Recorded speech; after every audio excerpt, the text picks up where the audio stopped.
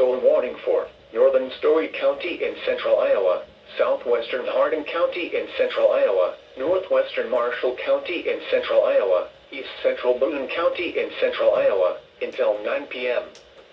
At 8:22 p.m., a severe thunderstorm was located over Gilbert, or near Ames, moving east at 30 miles per hour. Hazard, quarter-size hail. This is a radar-indicated threat. The following impacts are expected. Damage to vehicles is expected.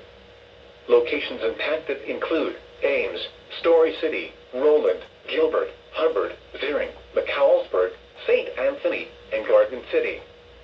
This includes Interstate 35 between mile markers 114 and 126. For your protection, move to an interior room on the lowest floor of a building. Repeating, a severe thunderstorm warning has been issued until 9 p.m. for the following counties in Iowa: Boone, Hardin, Marshall, and Story.